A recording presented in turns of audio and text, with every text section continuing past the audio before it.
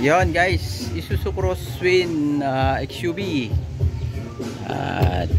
Ito ay sa ano namin, kamag-anak, no?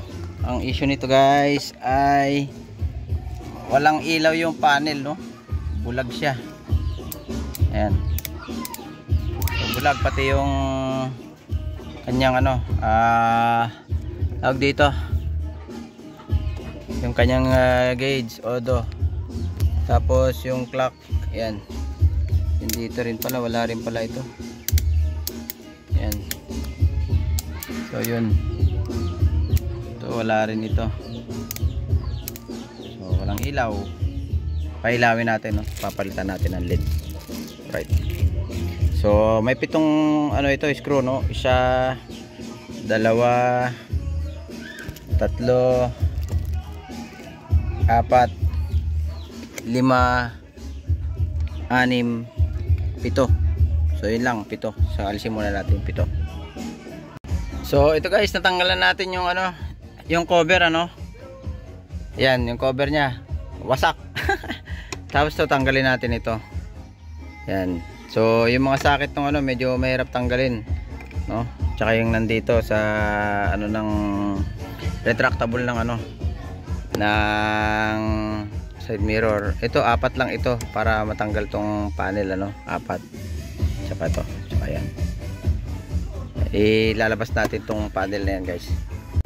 So ito, natanggal na natin yung panel. Merong dalawang sakit po yan, no? Dudukutin nyo tapos ipipress nyo lang, then hila para matanggal. So ang pagtanggal po niyan dito pa side para madaling mahugot. So parang ganon, yan. So ito yung sinasabi kong dalawang sakit. Isa, dalawa, yan. So ito po yung sakit niyan. Yan. Yung dalawa na yan. So kakapay nyo yan. Tapos pipindutin nyo to, oh. Ayan. Pindutin nyo para ma-release. Ayan. Pagbalik nyo hindi naman maliligaw yan kasi magkaipapusukan yan. So yun. Baklasin natin to. Oh. Check natin yung mga bulb nya.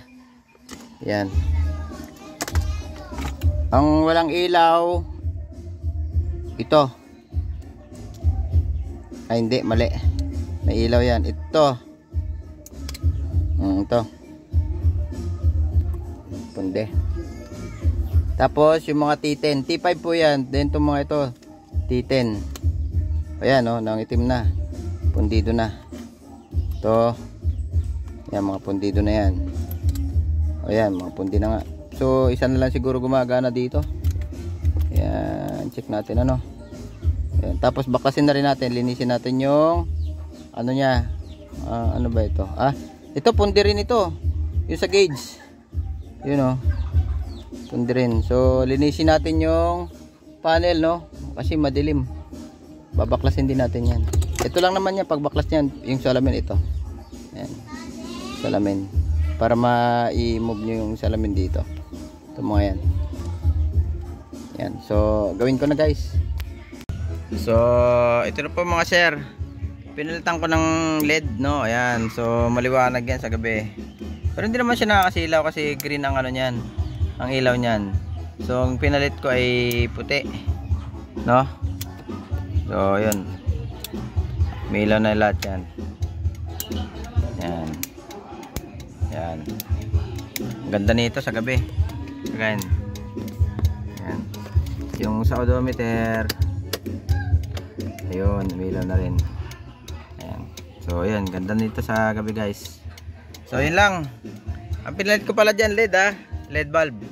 Yung mga bulb nyan dati ay mga depons na, o punde. So ayan. So okay na ito. Balik ko na lang yung takip kasi nilinis ko din. Oh ayan. So ito na pala guys yung ating natapos na gawain, ano. So sara natin para makita natin. So ito na pala yon. Ayan, nag-glow na siya. Tapos ito kasi nilagyan ko rin yan. Tsaka yung clock, di ba, basag yan. So inayos din natin yung clock. So ayan. Then yung sa odo, yun. So kulang ng isa kasi yan. Dapat meron pa yan yung sa oil pressure, no. Sira yung sa may oil sending unit nya dun, na sensor. Kaya wala yung ilaw. So ito na yung nagawa natin guys. Ayan, napailaw na natin siya ng maliwanag. Ayan o. Ayan.